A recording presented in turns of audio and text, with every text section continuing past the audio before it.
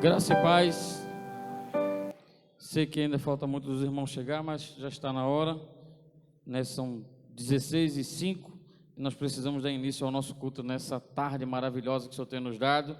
Nós louvamos a Deus pelo privilégio de estarmos aqui reunidos, louvamos a Deus pela sua bondade, pela sua misericórdia, pela semana que o Senhor tem nos abençoado e pelo privilégio de estar iniciando mais uma semana na presença desse Deus maravilhoso, que tem nos sustentado, nos amparado, nos protegido e dia após dia tem feito coisas maravilhosas na nossa vida. Convido os amados nesse instante a inclinarem suas cabeças e juntos elevarmos ao nosso Deus e ao nosso Pai uma palavra de oração. Maravilhoso e eterno Pai, Senhor nosso Deus, nós te louvamos pela tua bondade, pela tua misericórdia, pela tua graça. Te louvamos pelo privilégio e pela certeza que temos que o Senhor tem nos amparado, que o Senhor tem sido, ó Deus, o motivo da nossa alegria.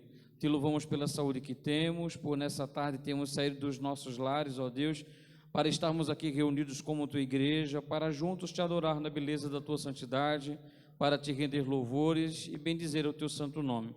Te pedimos que nessa tarde o Senhor possa receber o nosso culto, que tudo que aconteça nesse lugar resulte para a tua honra, para a tua glória e para o teu louvor.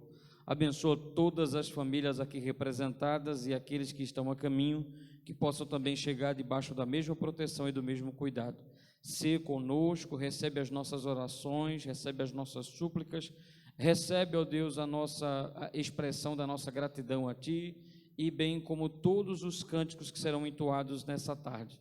Que cada um deles, ó Deus, expresse o que há no nosso coração de reconhecimento da Tua bondade e da Tua misericórdia sobre as nossas vidas. Em o nome santo do Teu Filho Jesus. Amém, amém e amém. Façamos todos a leitura do texto que encontra-se em Salmo 103, verso 1. Todos juntos? Bendize, ó minha alma, ao Senhor, e tudo que há em mim, bendiga o seu santo nome. Amém? Eu convido os amados a abrirem suas Bíblias, né? Nós vamos dar mais um tempo para passar pelo momento, e eu gostaria de convidar os amados a abrirem suas Bíblias no livro de Mateus, Atos, capítulo de número 11. Vamos dar mais um tempo para o pessoal chegar a uma quantidade maior. Atos, capítulo de número 11. Hoje, né, à semelhança de algumas outras oportunidades que nós tivemos, né, nós alteramos a ordem do culto para que pudéssemos estar presentes hoje aqui. Como é de conhecimento dos irmãos, aqueles que estiveram na quinta-feira, o culto na IBCI ficou às 18 horas. Né? Então, hoje, como o culto é 16 horas hoje, né, não pode ser alterado para a semana que vem, mas hoje, diante do que precisa ser resolvido, nós entendemos que o melhor, o mais viável seria chegarmos aqui, seria marcar esse culto para as 16 horas, de uma forma que eu possa também estar.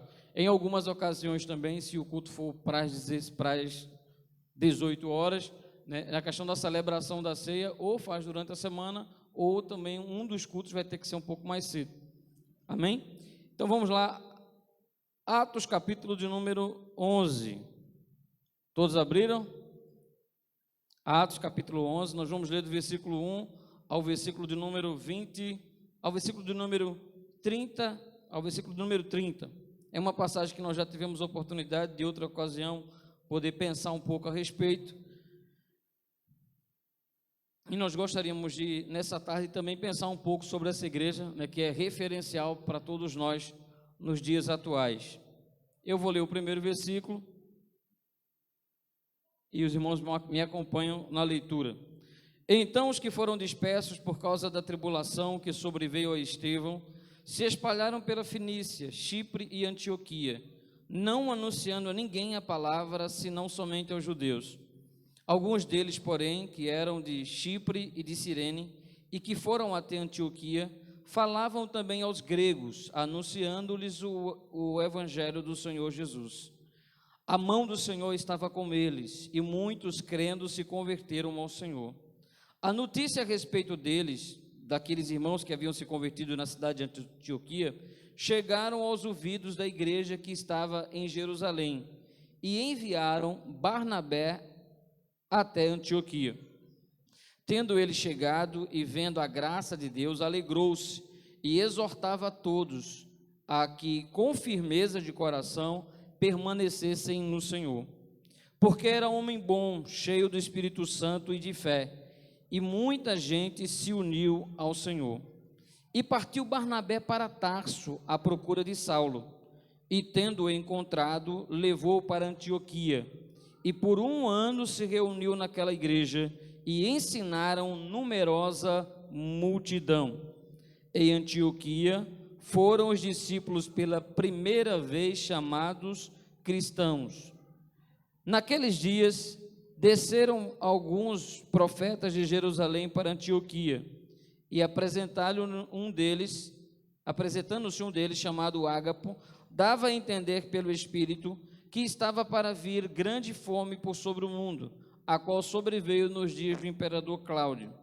Os discípulos, cada um conforme as suas posses, resolveram enviar socorro aos irmãos que moravam na Judéia, o que eles, com efeito, fizeram, enviando aos presbíteros por intermédio de Barnabé e Paulo. Amém?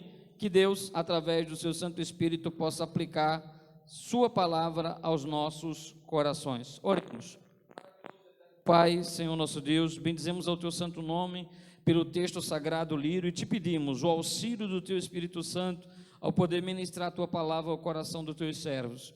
Que o Senhor possa, através desse mesmo Espírito, preparar os nossos corações para aquilo que o Senhor deseja nos falar, e que assim seja para a tua honra, para a tua glória e para o teu louvor. Que todas as preocupações, que todas as inquietações da nossa alma possam ser colocados de lado, para que na liberdade que há no teu Espírito possamos estar com os ouvidos, com o coração, com a mente abertos para ouvir aquilo que o Senhor deseja ministrar aos nossos corações, e que assim seja, em o nome santo do teu Filho Jesus. Amém, amém e amém.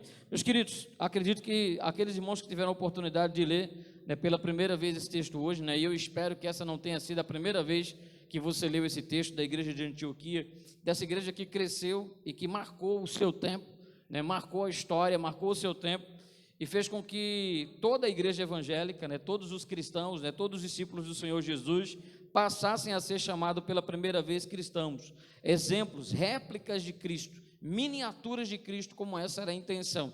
É a intenção daqueles que criticavam, que usavam essa expressão para zombar de Cristo, encontraram nessa expressão hoje, todos nós absorvemos essa palavra, esse adjetivo nosso, e não existe um adjetivo melhor que possa expressar que de fato seguimos ao Senhor Jesus com zelo, com prudência, com desejo de fazer o melhor na nossa vida. Essa igreja, ela traz algumas marcas interessantes, algumas observações. Nós gostaríamos de fazer menção a partir da leitura que nós lemos sobre esta igreja. Primeiro fato interessante de que essa igreja, ela surge diante de uma perseguição ferrenha que a igreja estava passando. A igreja, naquele momento apostólico, estava enfrentando uma dura perseguição. A força do império e a influência religiosa tinha se levantado contra a igreja, com a intenção de paralisar o crescimento da igreja, com a intenção de pôr fim àquele grupo de revolucionários, como talvez alguns pudessem imaginar. Mas por mais que eles perseguissem a igreja, eles não tinham poder de neutralizar, eles não tinham poder de parar o crescimento da igreja. Aquela água que havia jorrado em Jerusalém através da mensagem do João Batista, e com a vinda do Senhor Jesus, não havia como colocar uma barreira que pudesse prender aquela mensagem do Evangelho tão poderosa. E essa mensagem que, por mais que houvesse perseguição, e a perseguição foi grande, a tentativa de matar Jesus, a tentativa de acabar com a vida de Jesus, era justamente uma da sensação que eles tinham, de que matando Jesus o grupo seria disperso, de que os outros iriam ter o mesmo fim que Jesus, e dessa maneira colocaria aquela seita dos nazarenos, como eles pensavam e como eles afirmavam, teria sido então colocado um ponto final. Mas ao contrário disso, depois da morte do Senhor Jesus, a igreja cresceu de maneira estrondosa. Depois da morte do Senhor Jesus, os discípulos se levantaram com poder, com força e com autoridade. E somente no dia de Pentecoste, aquele grupo que até então era de 120, passou para mais de 3.000 pessoas, sem contar as crianças, as mulheres que estavam ali presentes, pois apenas os homens foram contados no dia de Pentecostes, depois da palavra do Pedro, que ministrou a palavra aos irmãos, e em seguida houve um grande convite arrependimento e ao batismo, e o resultado disso foi uma multidão, né? Uma grande colheita que aconteceu naquele lugar, porque multidões passaram a aceitar Jesus como Senhor e Salvador da sua vida. É maravilhoso aqueles que puderam contemplar, né? Pedro e os discípulos que puderam contemplar tamanha expressão de avivamento, né? Mais de 3 almas aceitando de uma só vez, né? Reconhecendo Cristo Jesus como Senhor e Salvador das suas vidas, e dispostas a se batizar, né? A participar do batismo, se batizar e tomarem então essa decisão de levar adiante a mensagem do Mestre, né? Porque às vezes as pessoas ficam encantadas é fácil atrair as multidões para ouvir uma palavra, né? Até fácil atrair, né? Dependendo da palavra, as pessoas vão até de graça, né? Uma boa palavra, uma boa palestra, né? Uma palestra engraçada, né? Uma palestra que vai levantar algumas questões curiosas, né? É fácil atrair uma multidão, mas levar as pessoas no final a se comprometerem é algo mais complicado. E foi justamente isso que aconteceu com aquela multidão. Elas são atraídas a Pedro, né? São atraídas pelos discípulos, e após aquela mensagem, eles são confrontados a mudarem de vida, eles são confrontados a se arrepender dos seus pecados, né? A aceitarem o Evangelho, e foi justamente isso que eles fizeram. Eles creram, foram batizados, demonstrando assim publicamente que estavam desejosos de levar o Evangelho a sério. Não estavam interessados em brincar com o Evangelho, não estavam interessados apenas em estarem comprometidos com as bênçãos de Deus, mas estavam comprometidos, zelosos, comprometidos com o Deus das bênçãos. Foi justamente isso que aconteceu. E a perseguição não se colocou um fim com a morte do Senhor Jesus, mas ela começou agora a se voltar contra os discípulos. No capítulo de número 7 desse mesmo livro, nós vamos ver o momento em que Estevão, que era um líder da igreja, né, um diácono da igreja, ele se tornou o primeiro mártir, né, o primeiro cristão que vai morrer pela causa do Evangelho. A partir de então, né, não havia acontecido algo dessa natureza, com exceção do Senhor Jesus, mas Estevão abre, infelizmente, uma lista de muitos outros que perderam a sua vida por amor a Cristo. Naquela época, entre os discípulos, entre os apóstolos, e tantos outros depois deles passaram a fazer parte, né, entrar nessa estatística de pessoas que perderam a vida por amor a Cristo. Infelizmente, isso aconteceu. Uma multidão de pessoas acabaram vindo a falecer, e até hoje, né, ainda essa semana, vi uma matéria de um senhor no Egito, com 62 anos, que foi executado, né, em uma região lá do Egito, porque professou a fé no Senhor Jesus. Né, quem de nós, né, boa parte dos irmãos que tem acesso à internet, né, deve ter visto, né, já deve ter tido a curiosidade de colocar lá, de pesquisar, e ver vários homens que foram executados, né, todos vestidos de laranja, né, e enquanto atrás estava um grupo terrorista islâmico que tiraram a vida de vários irmãos, né, de um mesmo momento, né, e é uma cena forte, né, é uma cena forte que foi manchete nos jornais do mundo todo, inclusive aqui no Brasil, né, sendo até manchetes em jornais de circulação nacional no domingo à noite, demonstrando a perseguição que há entre os cristãos no mundo afora, né, a cristofobia que existe, que é real, que é sangrenta e que tem feito tantas vítimas mundo afora. Aquela perseguição, no entanto, que levou a vida de Estevão e de tantos outros, e que ainda leva, não fez com que, e que ainda tem levado a vida de muitos cristãos, de muitos irmãos e irmãs, não colocou fim ao crescimento da igreja. Aqueles irmãos que eram perseguidos acabavam se espalhando por várias cidades, mas a mensagem do Evangelho ia dentro dos seus corações. E o texto sagrado que nós acabamos de ler vai fazer menção justamente disso, né, que aqueles irmãos que foram dispersos, entre eles em 3 lugares, na Cilícia, Chipre e também na Antioquia, passaram a anunciar a mensagem. Então eles chegaram, tinham a mensagem no seu coração, eles chegaram naquelas cidades e passaram a anunciar o Evangelho. Mas o texto nos mostra que o Evangelho não foi pregado a princípio por eles para todas as nações, mas foi pregado para um grupo específico. E esse grupo específico era justamente dos judeus. E por que somente os judeus? Por que somente os judeus? Por que não as outras nações? Pelo aquele conceito que se tinha na época, de que pelo fato do Senhor ter aliança com a nação de Israel, apenas a nação de Israel seria privilegiada com a salvação de Deus, né, agraciada pela salvação de Deus, né, e a nação de Israel e as tribos que compunham a nação de Israel, mas não as outras nações. Nos evangelhos, nós vamos observar que há alguns momentos que vai ser feito menção acerca disso. O próprio Jesus vai nos dizer que ele veio para as tribos perdidas de Israel. Ele veio para Israel. Quando aquela mulher vai chegar, vai dizer: Senhor, cura minha filha. Senão eu não vim. E ela vai insistir e ela vai dizer: olha, mas os cães comem das migalhas que caem da mesa do seu Senhor. Aí Jesus vai para e diz: olha, eu nunca vi tamanha fé. Nem em Israel eu vi tamanha fé. Vai porque a tua filha está curada. Então, a partir daquele momento, dentro daquela visão, os discípulos pegam aquele momento vivenciado por Jesus e pelo Antigo Testamento e imaginam que a mensagem do Evangelho estava presa apenas aos judeus, de que a mensagem de salvação deveria ser direcionada apenas aos judeus.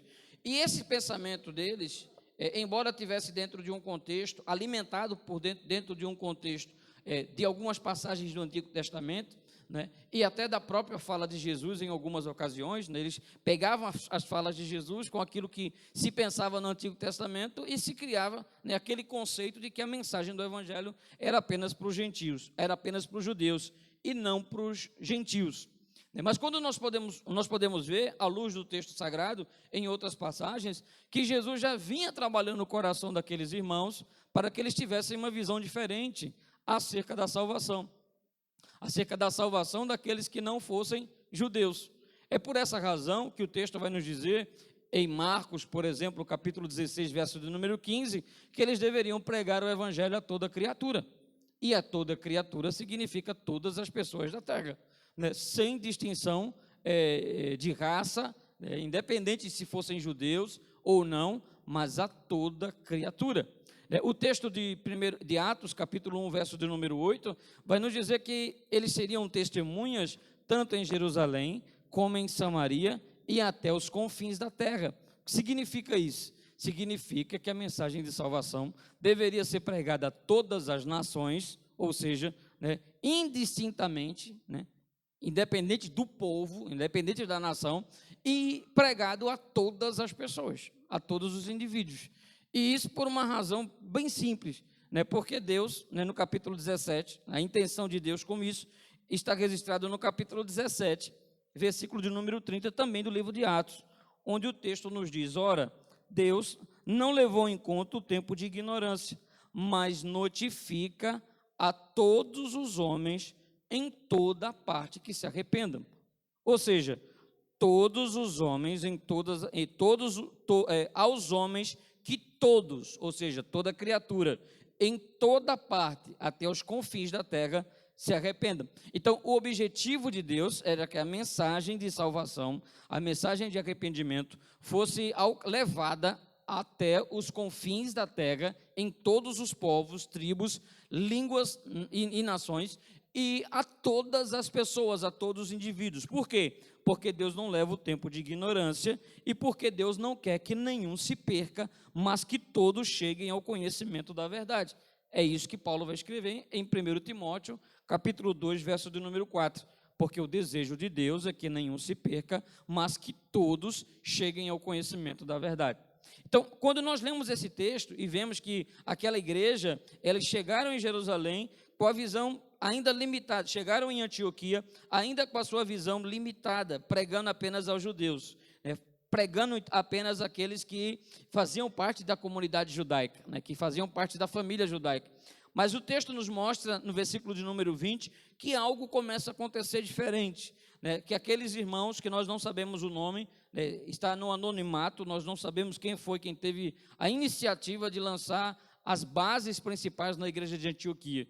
E é maravilhoso quando isso acontece, porque, sobretudo para nós, no nosso tempo, onde as pessoas valorizam tanto os títulos, valorizam tantas as posições, onde as pessoas fazem questão de marcar o seu nome, de algumas pessoas, marcar o seu nome para que possa ser lembrado nas gerações futuras. Nós vemos que aqueles irmãos não tiveram, em momento algum, a intenção de serem lembrados como grandes personagens bíblicos que marcaram a história do mundo quando começaram o trabalho missionário na igreja de Antioquia, pregando a mensagem àqueles que eram de fala grega, aos gregos. Então, aqueles irmãos de Chipre e de Cirene, que estavam em Antioquia, passaram a pregar aos gregos, anunciando-lhes o evangelho do Senhor Jesus Cristo. Mais uma vez nós vemos que aqueles irmãos que estavam em Antioquia tinham uma mensagem não tinha uma mensagem que de alguma maneira alegrasse o coração das pessoas, mas não os conduzisse a Cristo.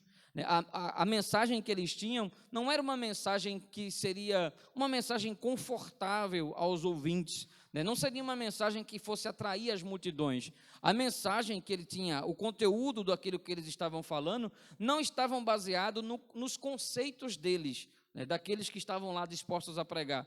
Eles não estavam ali pregando doutrina de homens, não tinham intenção de fazer afago em quem quer que fosse, não tinham intenção de formar um outro grupo religioso. A intenção deles naquele lugar não era pregar o que eles achavam, não era a axiologia do tempo, mas eles estavam preocupados em pregar o evangelho do Senhor Jesus Cristo. Não existe uma mensagem maior e melhor para ser pregado nos nossos dias do que a mensagem do Senhor Jesus Cristo. A mensagem do Evangelho é a mensagem principal do Evangelho. Não existe pregação se não for o Evangelho do Senhor Jesus Cristo. Não há nada que possa produzir consolo, edificação e exortação aos nossos corações que não seja aquilo que tem base, fundamento naquilo que é o Evangelho do Senhor Jesus Cristo. Infelizmente, muitos nos nossos dias preferem dar ouvidos a tantas coisas do que no Evangelho, segundo pregado pelo Senhor Jesus Cristo. Paulo vai fazer menção desse comportamento, dessa atitude, quando ele vai escrever ao seu filho na fé Timóteo. Ele vai dizer: nos últimos dias, muitos não suportarão a sã doutrina, mas tendo comichões os ouvidos, procurarão para si doutores segundo as suas próprias concupiscências, segundo os seus próprios desejos, segundo as suas próprias paixões, e não segundo Deus. Então, Paulo descreve os últimos dias, daqueles dias e também os nossos dias, como um tempo em que as pessoas não suportariam a sã doutrina. Em outras palavras, não suportariam o Evangelho do Senhor Jesus Cristo, mas estariam prontos a abraçar qualquer outra coisa que de alguma maneira fosse agradável aos ouvidos, trouxesse paz ao coração e de certa forma não os confrontasse a mudar de vida. Entrar no campo de confrontar para as pessoas mudarem de vida é algo um pouco difícil, e nem todo mundo está comprometido a mudar de vida. São pessoas que estão dispostas a sempre olhar naquilo ao seu redor, o que o mundo todo precisa mudar, mas não conseguem ter a humildade para olhar para a sua própria vida naquilo que precisa mudar. O Evangelho do Senhor Jesus, ele nos nivela a todos. Todos somos iguais no Evangelho. No Evangelho não existe preto nem branco, não existe rico nem pobre. No Evangelho não existe o alto, o baixo, o gordo, o magro, o calvo, o cabeludo. No Evangelho ele nos nivela por completo. Todos nós estamos perdidos e carecemos da glória de Deus. Todos nós somos carentes de Deus, carentes da sua bondade, carentes da sua misericórdia. E nós só poderemos ser de fato alimentados. Nós só conseguiremos ser maduros na fé quando vivermos e forem ensinado a verdade do Evangelho. Se for ensinado qualquer outra coisa, nós continuaremos sendo imaturos na fé, continuaremos sendo leigos na fé e não conseguiremos ter consistência naquilo que é o Evangelho. O Evangelho é aquilo que precisa ser a bússola para as nossas vidas. Poderíamos também destacar ainda de que aquela igreja ela teve uma multidão de pessoas que passaram a se converter. O texto vai dizer que muitos, no versículo de número 21, eles acreditaram na mensagem que estava sendo pregada e abraçaram a causa. Eles se converteram ao Senhor. Mas nesse versículo 21 tem um detalhe que nos chama a atenção, e é um detalhe que nós não podemos, na igreja, nos nossos dias, passar despercebido. O texto vai nos dizer, irmã Aparecida, que a mão do Senhor estava com eles. A mão do Senhor estava com eles, até uma frase utilizada por um grupo religioso dos nossos dias, a mão do Senhor está aqui, mas a mão do Senhor estava com eles. E pelo fato da mão do Senhor estava com eles, estava havendo a oportunidade de muitas vidas terem sido alcançadas. O trabalho missionário estava em expansão, havia crescimento, a igreja estava cada dia mais firmada na convicção de que a mensagem precisava ir aos quatro cantos da terra, com essa mensagem que não podia ser calada, não podia ser silenciada, e que não seria a perseguição que iria colocar um ponto final na trajetória da igreja. A igreja estava crescendo, estava firme, e vidas estavam sendo salvas. Por quê? Porque a mão de Deus estava sobre ele. Qual a razão do nosso crescimento? Qual a razão do nosso bem-estar? Como nós esperamos crescer como igreja? como nós esperamos crescer como igreja? Seguindo as estratégias humanas, né? Seguindo as estratégias de marketing dos nossos dias, né? Em vez de fazer uma campanha de jejum e oração, procurarmos saber com um marqueteiro como nós podemos desenvolver e levar a nossa igreja ao crescimento. Eu não tenho dúvida, né, de que alguns marqueteiros profissionais que trabalham nas campanhas de alguns políticos do nosso país e que são vistos como quase milagreiros, alguns deles, né, se ele fosse chamado para fazer, né, para dar umas instruções, né, em algumas igrejas, eles iam dizer, vocês precisam fazer isso, né, ia dar, né, o roteiro de uma igreja, né, como a igreja vai crescer à luz das orientações daquilo que o marketing e com a experiência que ele tem poderia trazer o crescimento para a igreja. Eu não tenho dúvida que podia de fato crescer, né? Haveria talvez um crescimento considerável, né? Não precisaria nem trazer isso, a gente vê ferramentas humanas mais fracas do que essa ser utilizada e produz um crescimento muito grande em algumas igrejas, né? Só precisa fazer umas mudanças aqui, outras ali, né, que é o suficiente para atrair uma grande multidão, né, de pessoas que querem justamente não serem confrontadas com a essência do evangelho verdadeiro. Mas quando nós olhamos para aquela igreja de Antioquia, nós vemos uma igreja que estava pronta a crescer debaixo da mão de Deus. Não por estratégias humanas, não por ferramentas humanas, mas que estava pronta a crescer à luz daquilo que eles entendiam, debaixo da dependência de Deus. A mão de Deus estava sobre eles, significa de que eles eram dependentes da ação de Deus no meio deles. Significa que Deus estava com ele a todo momento, guiando-os naquela orientação. Obrigado, Deus te abençoe. E quando nós vemos nesse momento, fica claro de que nós precisamos também nos espelhar e ter essa mesma atitude em relação à nossa igreja, em relação à nossa caminhada cristã, em relação à nossa vida como um todo, de procurar dia após dia estar debaixo da mão de Deus, né? Algumas vezes nós erramos nas nossas escolhas, algumas vezes nós nos afastamos do propósito de Deus e nós não temos dúvida de que quando isso acontece é porque nós saímos debaixo da mão de Deus, né? Nós saímos debaixo da vontade de Deus, nós saímos da dependência de Deus, e quando isso acontece, é certo, né? Nós vamos nos frustrar, né? É certo, nós vamos caminhar por um terreno arenoso, né? É certo, né? Nós vamos nos encontrar em situações difíceis quando nós nos apartamos debaixo da mão quando nós saímos debaixo da mão de Deus.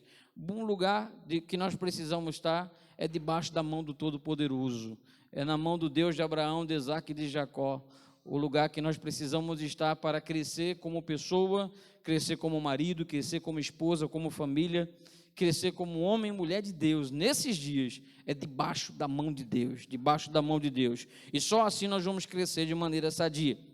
Mas nós poderíamos observar também, meus queridos, pelo menos 3 verdades que esse texto nos produz e que fala muito acerca dessa igreja de Antioquia. A primeira verdade que o texto nos mostra é que uma igreja que está pronta para marcar o mundo, para marcar gerações futuras e para fazer história na comunidade em que ela está vivendo, é uma igreja que está pronta para cumprir o propósito de Deus. Existe um livro de um autor americano que é Igreja com Propósito, né? Igreja com Propósito. Não sei se você já teve a oportunidade de ler esse livro, Igreja com Propósito.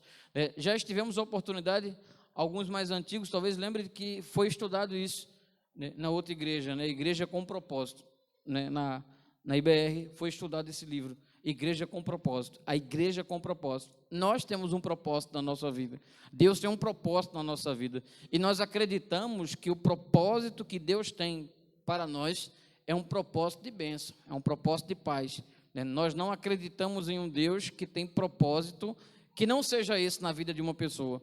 Nós acreditamos que o propósito de Deus na vida de todo ser humano é um propósito carregado de graça, de favor imerecido. Nós não acreditamos que haja o propósito de Deus na vida de alguém sem graça, mas com desgraça sobre uma vida do indivíduo. Nós não acreditamos. Quando nós vemos esse texto, nós vemos que aquela igreja era uma igreja que estava pronta para viver o propósito de Deus na sua vida. E por quê? Nós podemos observar que aquela igreja estava pronta para servir o propósito de Deus. Porque qual era o propósito de Deus? Nós mencionamos há pouco com a mensagem do Evangelho, que esse Evangelho fosse pregado a todas as nações, até os confins da terra, tanto em Jerusalém como a Judéia e até os confins da terra. nós vemos que o propósito de Deus era que o evangelho fosse pregado a toda criatura. Marcos 16, verso do número 15.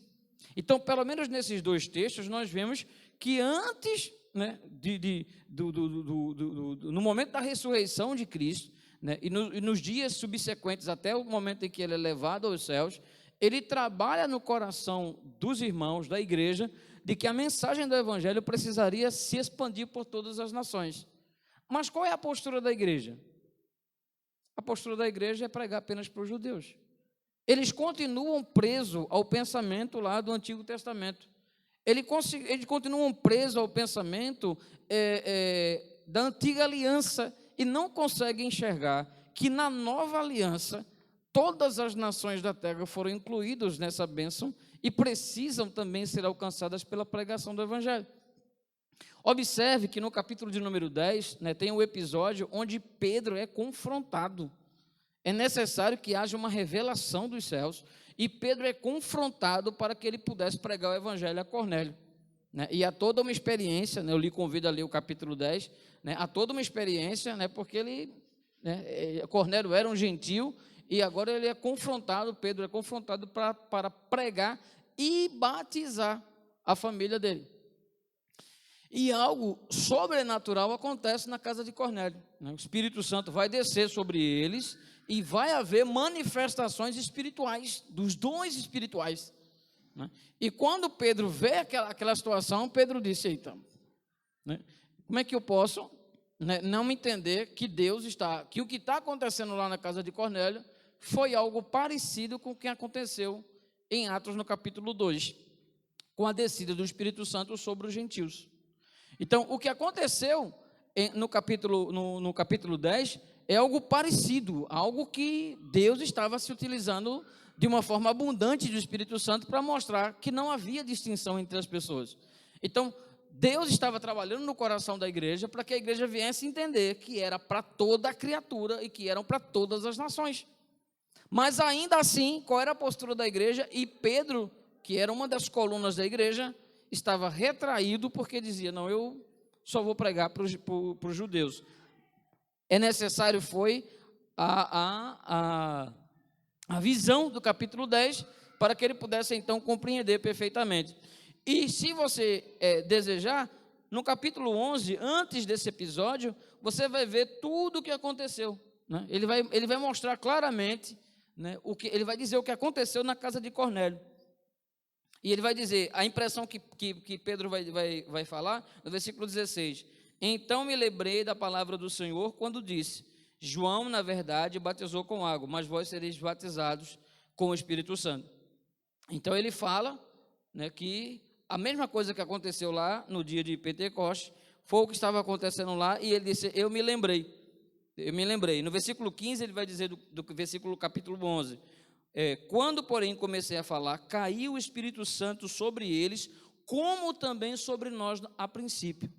Ou seja, repetiu o que aconteceu lá no dia de Pentecostes, na casa de Cornélio. E o que Deus estava fazendo? Deus estava mostrando para Pedro de que Deus não faz acepção de pessoas, de que Deus derramou sobre os judeus e que Deus agora estava derramando sobre os gentios. Então, diante dessa realidade, você vê que a igreja ainda assim não estava cumprindo a missão. Pedro é que começa a ser iluminado agora com uma revelação dos céus. Mas até então, eles não estavam cumprindo a missão de pregar o evangelho, de anunciar a mensagem do evangelho. Mas a igreja, esses irmãos que chegaram lá na cidade de Cirene e de Chipre, ao chegar na cidade de Antioquia, eles começaram a anunciar os gregos. Ou seja, ele começou a fazer aquilo que era o propósito de Deus. Aquilo que era o propósito de Deus e aquilo que Deus já tinha falado lá em Marcos, já tinha falado em Atos capítulo 1. Então, aquilo que Deus já tinha ministrado ao coração daqueles irmãos, Deus agora, esses irmãos estavam colocando em prática aquilo que Deus já havia falado. E como é que eles estavam demonstrando isso? Eles estavam pregando aos gregos. Eles saíram daquele quadrado de pregar apenas aos gentios, aos judeus.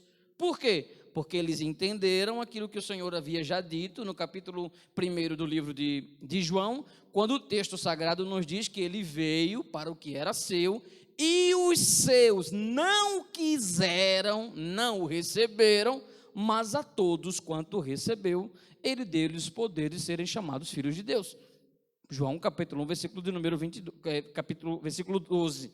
Então, nesse versículo nós vemos que aqueles irmãos, se compreendiam essa verdade, nós não sabemos exatamente, nós não sabemos quem eram, mas aqueles irmãos passaram a pregar aos gregos, que eram de outra nação, saindo daquele quadrado de pregar apenas aos gentios, e começou a anunciar a todas as nações, começando pelos gregos.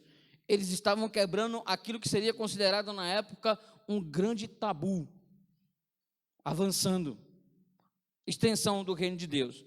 Nós precisamos, dia após dia, estar desejosos para que a nossa vida esteja dentro do propósito de Deus, para que o nosso casamento esteja dentro do propósito de Deus, para que a nossa igreja como um todo esteja pronta para estar dentro do propósito de Deus.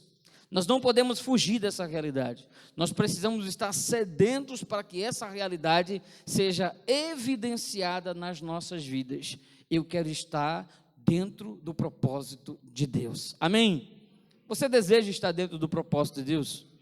Olhando para a sua vida, Deus pode dizer que você tem desejo de fato de estar dentro do propósito de Deus? Olhando para as suas atitudes, para a maneira que você pensa, para as suas ações, para os seus pensamentos, tem demonstrado que você tem desejo de fato de estar dentro do propósito de Deus? Aqueles irmãos estavam prontos para estarem dentro do propósito de Deus. Em segundo lugar, nós podemos observar nesse texto de que aquela igreja em Antioquia era uma igreja que pregava, que vivia aquilo que pregava, de uma tal maneira que as pessoas olharam para eles e disseram: eles são miniatura de Cristos, são vários Cristos pequenos, são pequeninos Cristos, são réplicas de Cristo, são pessoas que estão prontas, comprometidas a se parecer com Jesus. Então, nós podemos afirmar com isso, de que aqueles irmãos da igreja de Antioquia, além de estar pronto a viver o propósito de Deus para as suas vidas, eram pessoas que estavam zelosas, elas se comprometiam de tal maneira que elas estavam vivendo aquilo que pregavam. Porque pregar, até que não é difícil, é fácil, comparado ao fato de viver. Viver o evangelho é algo de tamanha relevância, que nós somos confrontados todos os dias a matar a nossa natureza carnal, a matar as nossas inclinações carnais, para que a vontade seja feita. E isso por quê? Para não correr no risco que o apóstolo Paulo vai mencionar em uma das suas cartas, para que eu, exortando a vocês, ensinando a vocês, eu mesmo não seja reprovado. Então, quando nós ensinamos a verdade do evangelho, quando nós anunciamos a mensagem do evangelho, nós estamos dizendo que nós estamos prontos a viver aquela realidade. Que Deus nos ajude dia após dia a ter essa compreensão, a ter essa atitude de pregar, estar pronta a viver aquilo que está pregando. Não é fácil viver aquilo que canta, não é fácil viver aquilo que prega, é algo muito difícil, mas aquela igreja conseguiu fazer isso de uma tal maneira que as pessoas ao seu redor olharam: eles são diferentes, eles se parecem com Jesus de Nazaré. Quem olha para a minha vida, no trânsito, na minha vizinhança, na faculdade, no cursinho, dentro do ônibus, na pelada, a minha vizinhança como um todo, num ponto de ônibus, quem olha para mim, quem olha para você, consegue identificar você como alguém que segue a Jesus? Ou nós estamos tão parecidos com o mundo, nas nossas atitudes, na nossa maneira de se portar, na nossa maneira de vestir, que não há mais diferença entre nós e o mundo, onde as pessoas não conseguem identificar em nada na nossa atitude de que nós somos de fato um seguidor do Senhor Jesus. Aqueles irmãos estavam prontos a viver aquilo que eles estavam pregando, e nós precisamos estar prontos a viver aquilo que nós pregamos. O apóstolo Paulo, os muçulmanos, os terroristas muçulmanos, não são todos, mas os radicais fundamentalistas islâmicos, eles estão prontos a morrer pelo evangelho. E para esses, A maior honra é morrer pelo evangelho, né? É morrer pela mensagem, né? Morrer e matar outras pessoas. O evangelho é diferente. O evangelho, nós estamos prontos a morrer pelo evangelho, mas o ponto central do evangelho é que você possa viver o evangelho e que vivendo o evangelho você não possa matar as pessoas como esses terroristas fazem, mas que você possa levar vida a essas pessoas. Amém?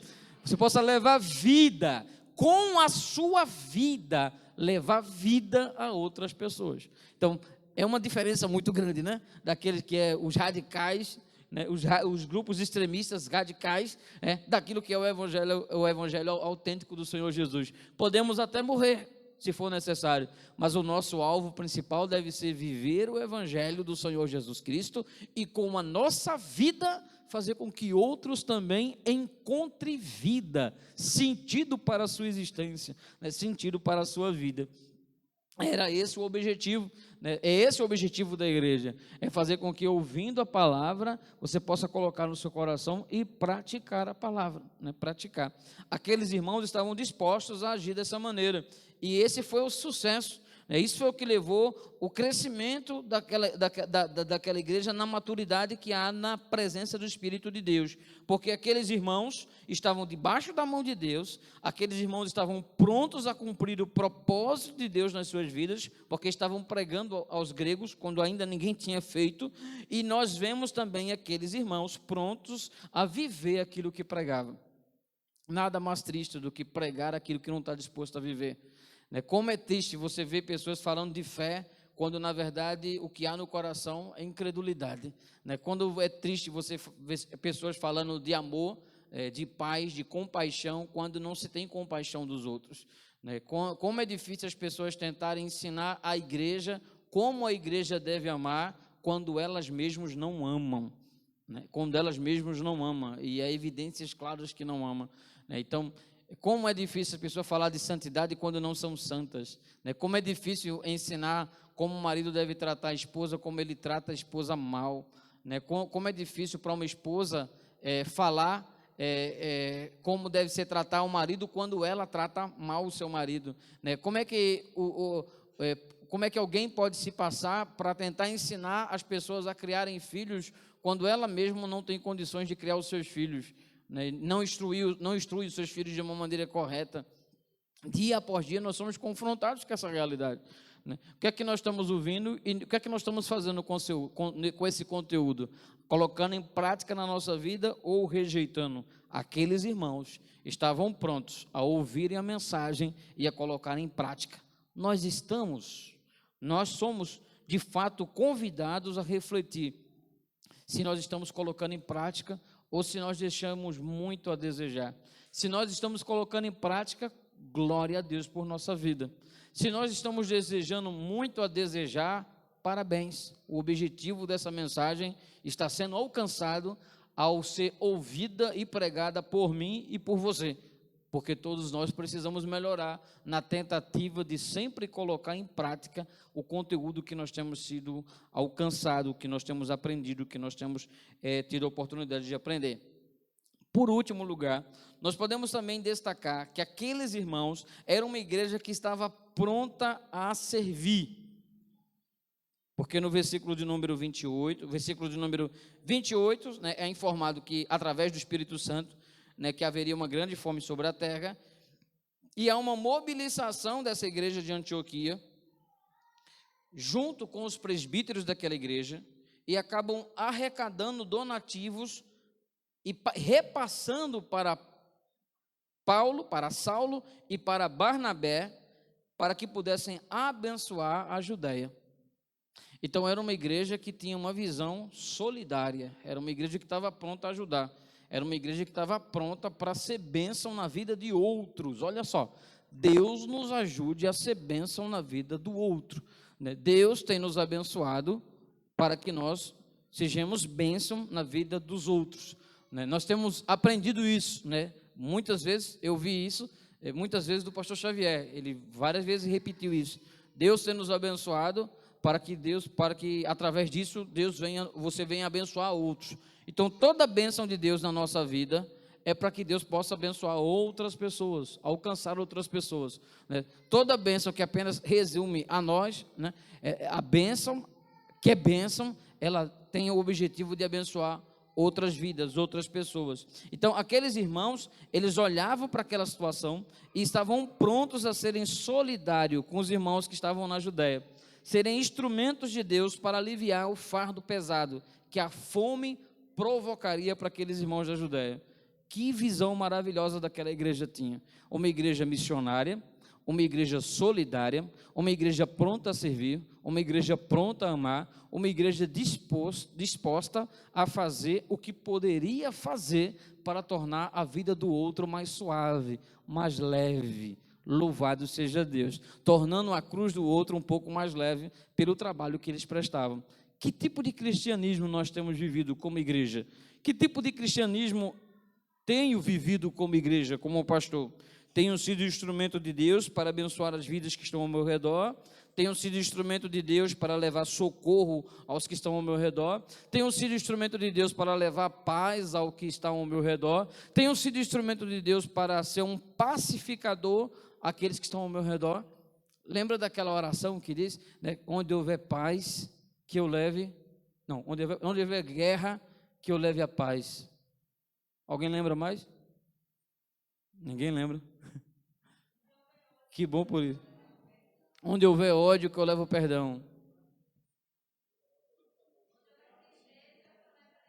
Isso, onde houver tristeza, que eu levo alegria, né? A oração é do Francisco de Assis, né? É atribuída a ele, né? Mas é muito interessante aquilo ali é cristianismo, ele não fala nada de, até onde eu me lembro, né, não tem nada de, né, aquilo ali, nós somos confrontados, quisera fizéssemos, as frases citadas nessa oração fosse de fato a preocupação do nosso coração e da nossa mente, né? De que onde houver ódio, que eu leve a paz, que onde houver a guerra, que eu leve o amor, né? Então, que o Senhor nos ensine dia após dia a ser uma igreja pronta a servir, a demonstrando o nosso amor, né? A ser instrumento de Deus para alcançar outras pessoas, debaixo da graça do nosso Deus e do nosso Pai. Assim foi a igreja de Antioquia, foi assim que eles entraram para a história, foi assim que eles marcaram aquela geração, e até hoje nós sentimos os efeitos daquela igreja, porque nós somos considerados cristãos até o dia de hoje. Você é cristão por causa disso. Então, como cristão, o Senhor nos convida dia após dia a centrar a nossa vida nesse evangelho e a viver também e a fazer história nessa igreja, na minha vida pessoal, onde quer que você esteja servindo, que você seja instrumento de Deus para alcançar outras pessoas, para que você possa ser instrumento de Deus, para que outras pessoas também possam viver e desfrutar a realidade do que é ser igreja do Senhor Jesus. Amém. Que Deus nos abençoe rica e abundantemente. E aí nós somos desafiados a olharmos para a nossa vida e para a igreja de Antioquia, olharmos para a nossa vida e para aqueles irmãos de Chipre e de Cirene. Nós somos desafiados a olhar para Ieba, ou IEBA, e olharmos para a igreja de Antioquia. Em que precisamos melhorar? Em que precisamos mudar? Que Deus nos abençoe rica e abundantemente. Amém? Deus abençoe a todos em nome do Senhor Jesus.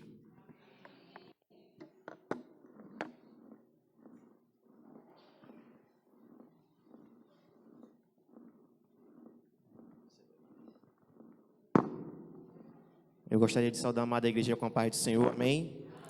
Nesse momento passaremos a leitura bíblica, que se encontra no livro de Pedro, 1 Pedro, capítulo 1, versículo 3 e 5, e no livro de Salmos, capítulo 7, versículo 17, e eu gostaria de convidar toda a igreja a fazer essa leitura. Dirigente: Bendito Deus e Pai de nosso Senhor Jesus Cristo, que segundo a sua muita misericórdia, nos regenerou para uma viva esperança, mediante a ressurreição de Jesus Cristo dentre os mortos. Congregação.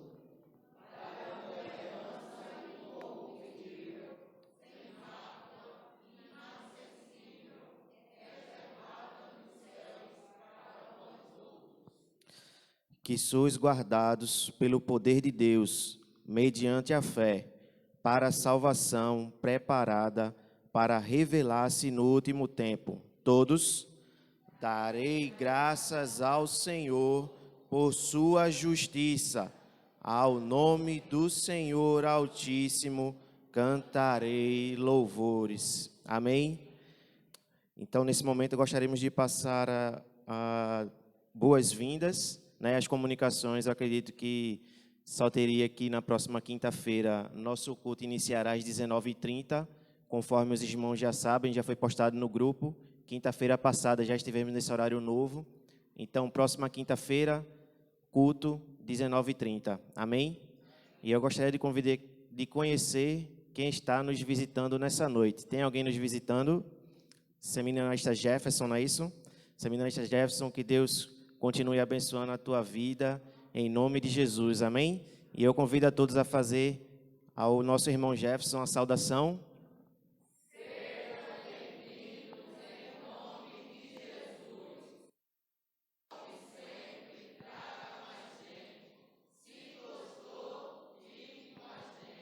Amém, louvado seja Deus. Nesse momento passaremos a dedicação de bens e vidas, que se encontra no livro de 1 Crônicas, capítulo 16, versículo 29. E eu gostaria de convidar a igreja a se colocar de pé e convidar a nossa irmã Ligiane a se pôr aqui à frente.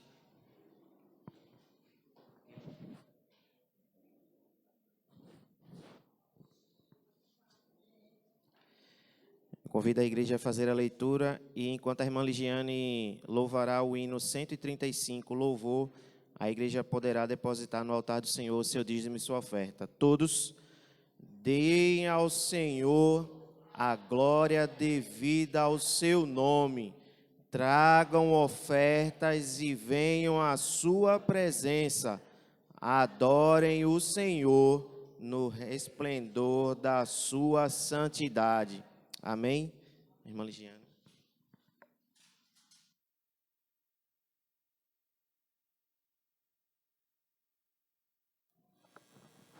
Eu também quero saudar a igreja com a graça e a paz do Senhor. E vamos louvar, vamos adorar o Senhor através desse hino. Amém?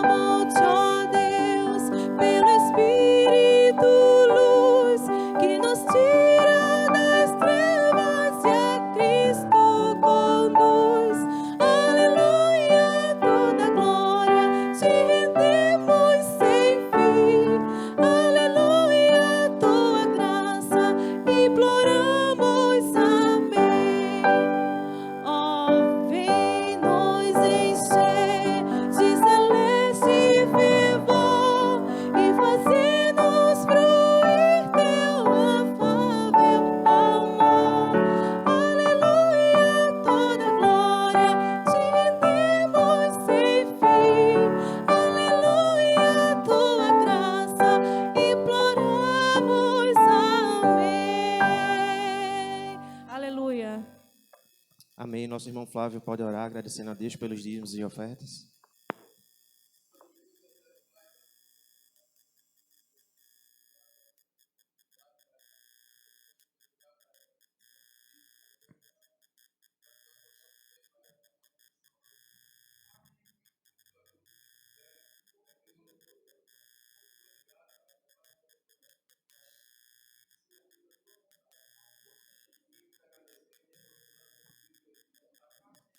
Amém. Com a igreja ainda de pé, gostaria de convidar o Ministério de Louvor, que estará com a oportunidade de continuar louvando, exaltando e engrandecendo ao nome de Deus e Pai.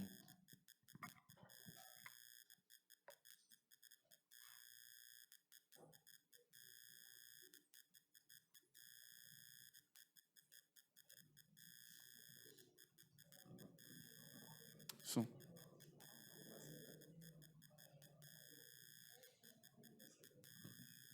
Som. Também quero saudar os irmãos com a graça e a paz do Senhor. Amém? Amém, irmãos? Aleluia. Vamos continuar adorando ao Senhor. Já recebemos a porção da palavra do Senhor. E nós vamos continuar adorando ao Senhor. Eu queria fazer a mesma pergunta que eu fiz no domingo passado. Imagine você vivendo o momento que Adão viveu. Deus descendo por volta da tarde, da virada do sol, e indo conversar com você. Que coisa maravilhosa no jardim do Éden. Deus, ele desce para conversar com Adão.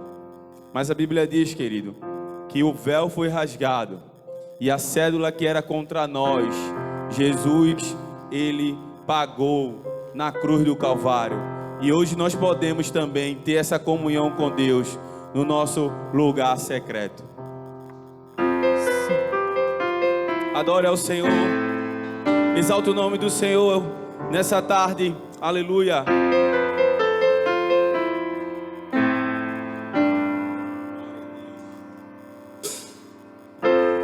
Tu és tudo que eu mais quero.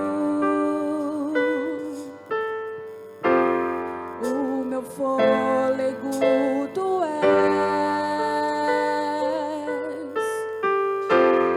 Em teus braços é o meu lugar.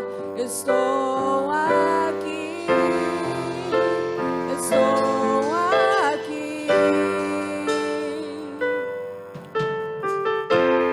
Pai, eu amo sua presença. Teu sorriso é vida em mim. Eu seguro em suas mãos. Confio em ti. Confio em ti. Quero ir mais fundo. Leva-me mais perto. Onde eu te encontro. No lugar secreto.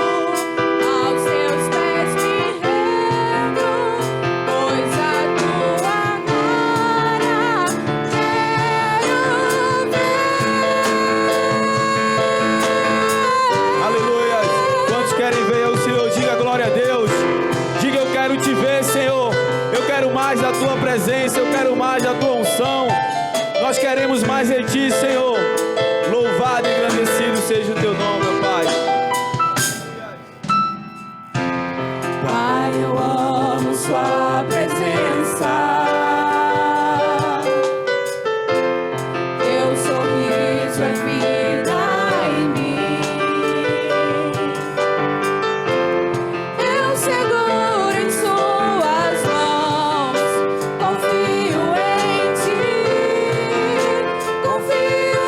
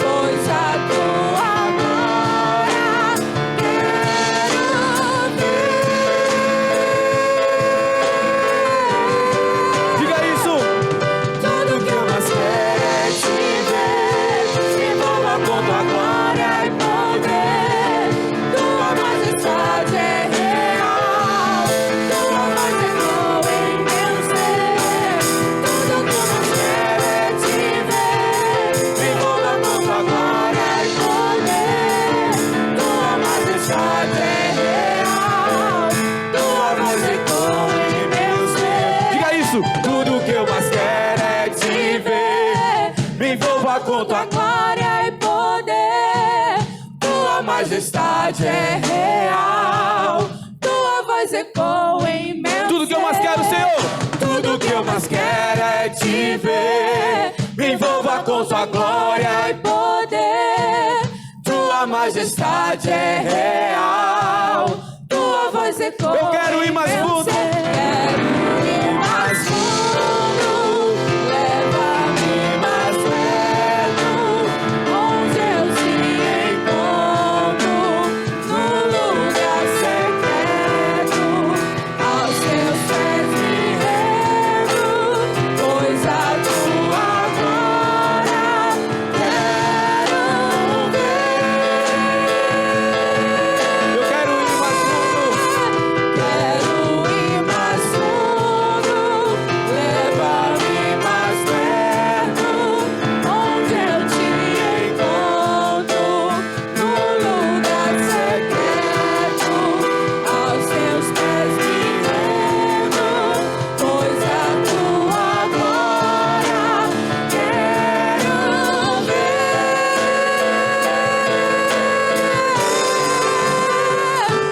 Tudo que eu mais quero é te ver. Me envolva com tua glória e poder. Tua majestade é real. Tua voz ecoa em mim. Você pode declarar isso? Tudo que eu mais quero é te ver. Me envolva com tua glória e poder. Tua majestade é real. Tua voz ecoa em meu ser.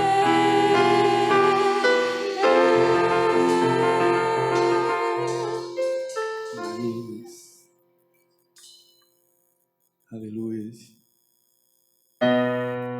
Aleluia. Ele é o nosso Pai, querido. Você tem acesso ao seu Pai. O seu Pai está aqui essa tarde. Aleluia.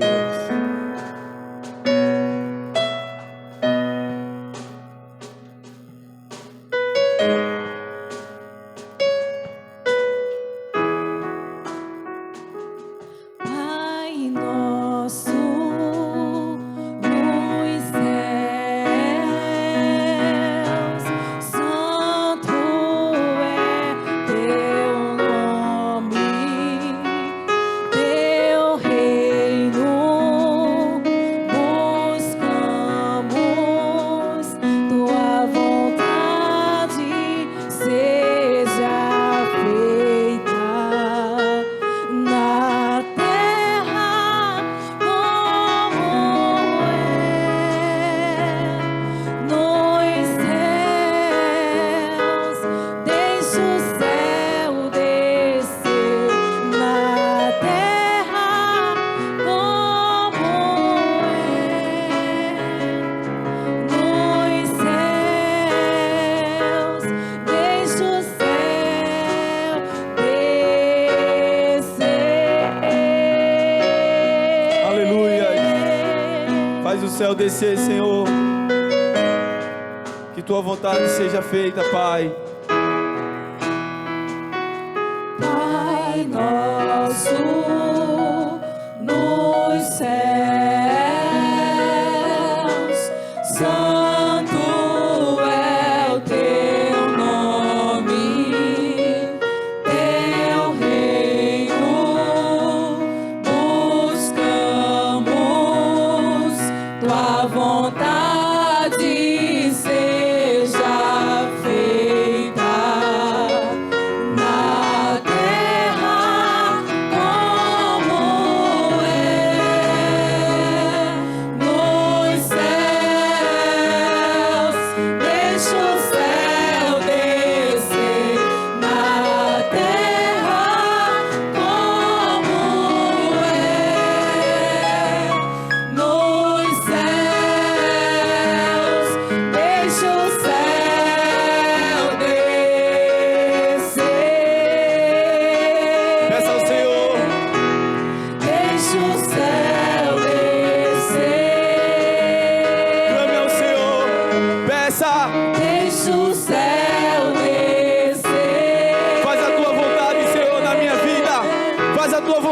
nessa igreja. Faz a tua vontade, Senhor. Derrama a tua unção sobre nós. Deixa o céu descer. Deixa o céu descer. Pois teu é o reino, tua é a glória, Senhor.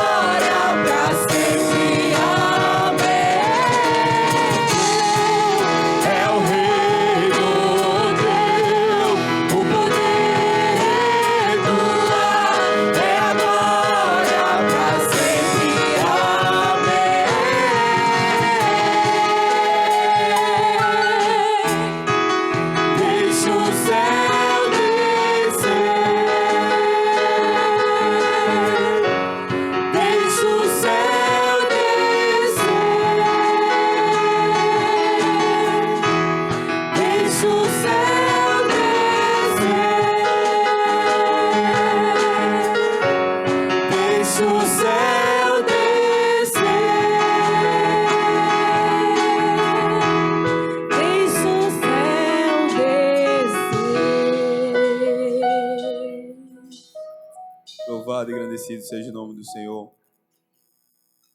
Lá em Filipenses 2, diz assim, 5. De sorte que haja em vós o mesmo sentimento que houve também em Cristo, que sendo em forma de Deus, não teve por usurpação ser igual a Deus, mas aniquilou-se a si mesmo, tomando a forma de servo, fazendo semelhança aos homens. E Deus, nós sabemos toda a passagem, Deus exaltou soberanamente, lhe dando nome, que é o nome que está acima de todo nome. Vamos declarar que o nome de Jesus, ele é santo.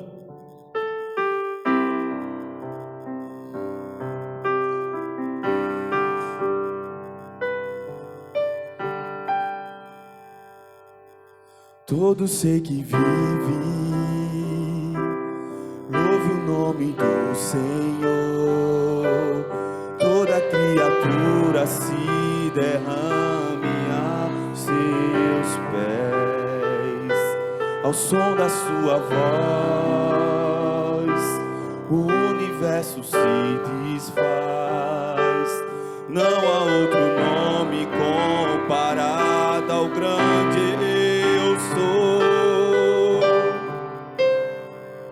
E mesmo sendo pó, com tudo que há em mim, confessarei que céus e terra passarão, mas o teu nome é eterno. Todo joelho dobrará ao ouvir seu nome, seu santo nome. Todo ser confessará, louvado seja o teu nome, teu santo nome.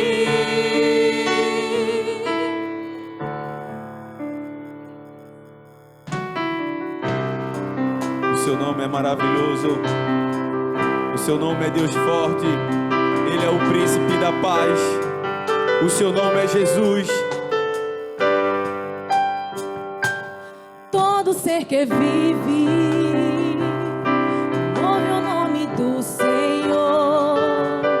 Toda criatura se derrame a seus pés, ao som da sua voz,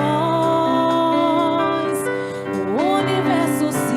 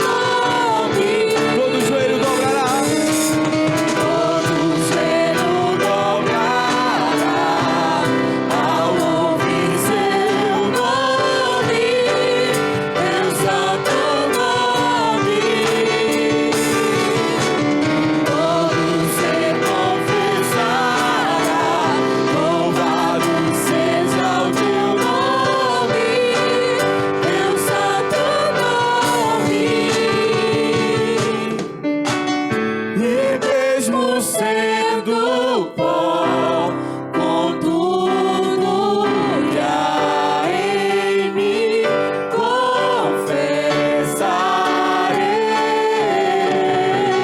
que céus e terra passarão, mas o teu nome é eterno. Todo joelho dobrará ao ouvir seu nome, seu santo nome. Todo ser confessará, louvado seja o teu nome, teu santo nome.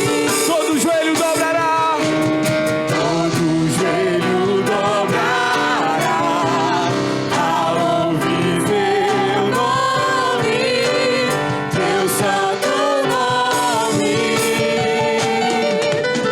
Todo ser confessará, louvado seja o teu nome, teu santo nome. O seu nome é Santo Jesus, o seu nome é maravilhoso, o seu nome é lindo. Bendito seja o teu nome, Jesus. Bendito seja o teu nome. Por isso que nós te adoramos, Senhor, porque um dia todos te adorarão. Por isso que nós te prostramos, porque um dia todos se prostrarão diante de ti. Aleluias. Tu viesse como Salvador, mas um dia o Senhor Jesus voltará como Rei para julgar a todos. Quer seja obras boas ou a obras más, o Senhor Jesus voltará como julgador, como justo juiz. Bendito seja o teu nome, Jesus. Mesmo diante dos nossos pecados, o Senhor se preocupa conosco. Mesmo diante da nossa dificuldade, o Senhor se preocupa conosco. Por isso que eu te confesso o meu pecado. E aquele que confessa não é um sinal de fraqueza, mas é um sinal de humildade e de grandeza. Quem está sempre confessando o seu pecado diante do Senhor, não quer dizer que ele é um pecador, mas quer dizer que ele é humilde. Ele está se confessando, ele quer acertar. Aleluia, Senhor. Estamos aqui, ó Deus, como igreja. Eis-nos aqui, Senhor. Derrama a tua unção sobre nós. Nós queremos pregar a tua palavra. Nós queremos ir a Samaria, até os confins da terra. Nós queremos que essa igreja cresça, mas em qualidade e não em quantidade. Eis-nos aqui, Senhor. Envia-me a mim, envia-nos a nós, Senhor. Bendito seja o teu nome. Aleluias.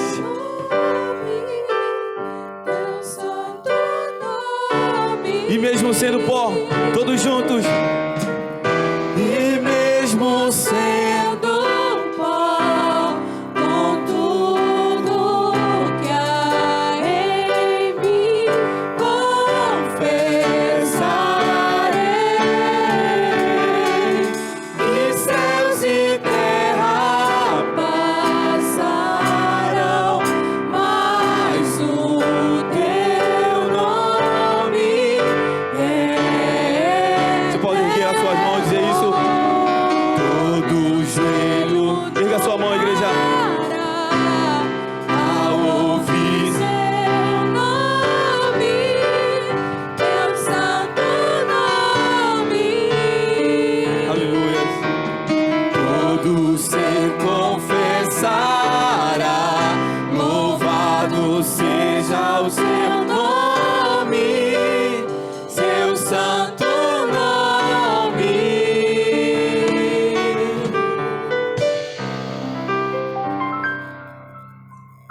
Glória a Deus.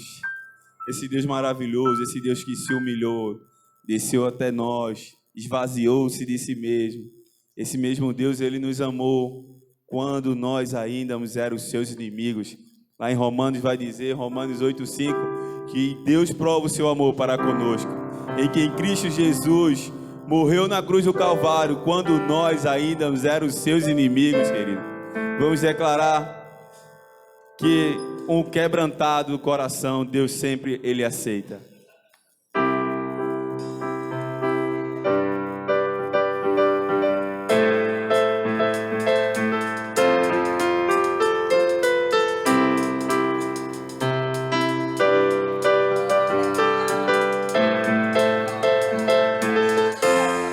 Eu olho para a cruz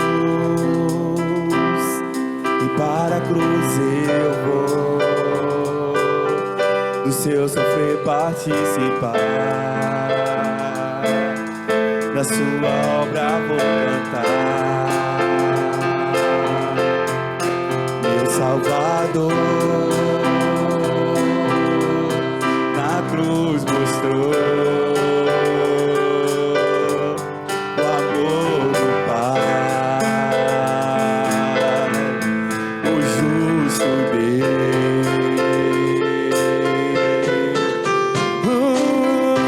Pela cruz me chamou, gentilmente me atraiu e eu, sem palavras, me aproximo, quebrantado por seu amor.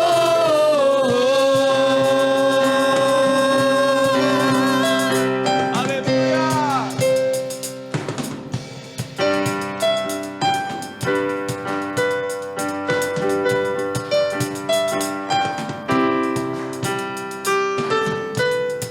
E merecida a vida,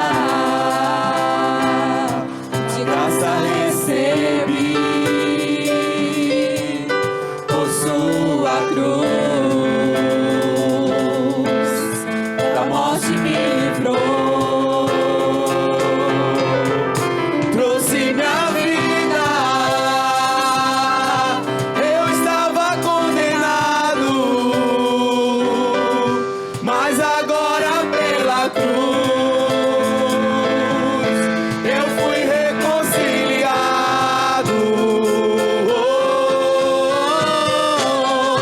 Pela cruz me chamou, gentilmente me atraiu e eu, sem palavras, me aproximo, quebrantado por seu amor. Pela cruz me chamou, gentilmente me atraiu e eu, sem palavras, me aproximo, quebrantado por seu amor. Impressionante é o seu amor.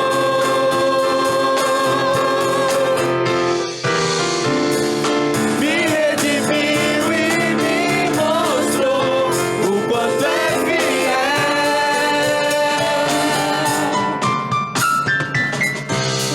Impressionante é o seu amor.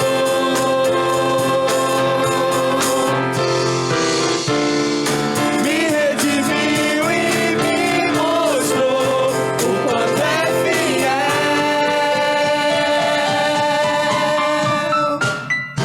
Pela cruz me chamou, gentilmente me atraiu e eu, sem palavras, me aproximo, quebrantado por seu amor. Pela cruz me chamou, gentilmente me atraiu e eu, sem palavras, me aproximo, quebrantado por seu amor.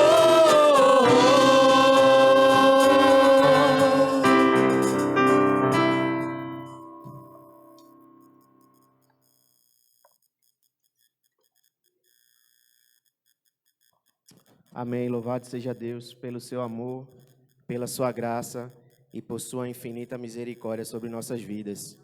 Nesse momento estaremos orando, agradecendo a Deus por sua bondade, por sua misericórdia e por seu amor nas vidas. Eu posso perceber que tem os jovens aqui nos visitando, né? Acho que devido aí ao desencontro do horário acabaram chegando agora há pouco, não é isso? Mas que Deus abençoe a vida de vocês. É tua esposa, Jactan? Não, né? Apresenta, por favor. Irmã e sobrinho. Amém.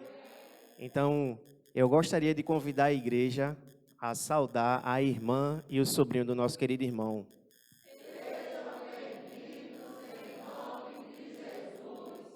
Volte sempre e traga mais gente. Se gostou, fique com a gente. Amém. Louvado seja Deus. Quinta-feira, 19h30, o culto estará iniciando. Amém?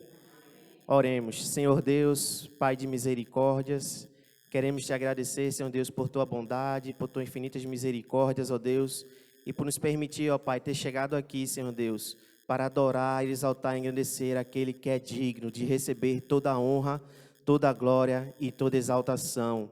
Ó Deus, te agradecemos, Senhor Deus, por tuas bênçãos derramadas sobre as nossas vidas, ó Pai. Te agradecemos, Senhor Deus, pela tua palavra, Senhor Deus, que foi ministrada aos nossos corações, ó Pai. Que possamos ser, ó Pai, como igreja, Senhor Deus, fontes de águas, Senhor Deus, para abençoar aqueles que estão lá fora sedentos, ó Pai. Deus, em nome de Jesus, continua abençoando a Igreja Evangélica Batista em Afogados, ó Deus, que possamos continuar prosseguindo, ó Pai, sob a orientação e sob a condução do Teu Divino Espírito Santo, ó Deus. Pai, perdoa os nossos erros, perdoa as nossas falhas, perdoa os nossos pecados, Senhor Deus. Meu Pai, em nome de Jesus, eu te peço, ó Deus, que esteja quebrando tudo aquilo que não vem de Ti, ó Pai, que esteja, ó Deus, fazendo com que caia por terra, ó Deus, toda a obra do inimigo, ó Pai, e que possamos, ó Pai, nos disponibilizar, ó Deus, e nos colocar, ó Deus, como atalaia, Senhor Deus, como foi pregado no domingo passado, ó Deus.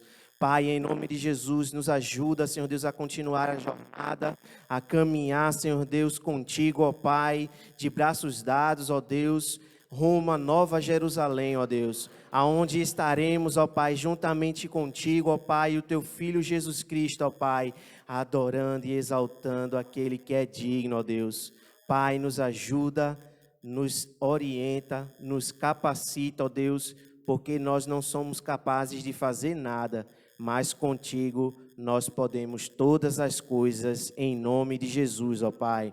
Deus, nos dá uma semana debaixo da Tua proteção, debaixo dos Teus livramentos, ó Deus, debaixo, Senhor Deus, da Tua orientação, ó Pai, e que possamos prosseguir em nome de Jesus, ó Pai. Continua abençoando, Senhor Deus, a cada irmão que entrou por essas portas, ó Deus. Tu sonda, Tu conheces, ó Pai, Tu sabe o que está no mais íntimo ser, ó Pai, de cada um, ó Deus. E eu te peço, Senhor Deus, que esteja, ó Pai, trabalhando em nossas vidas para o louvor da Tua glória, ó Pai.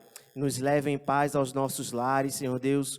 Continua, ó Deus, nos dando um domingo abençoado, ó Deus. Um resto, ó Deus, ou se não, um início de semana, ó Pai, debaixo da Tua proteção e da Tua graça, ó Pai. E nós te agradecemos hoje e para todos sempre.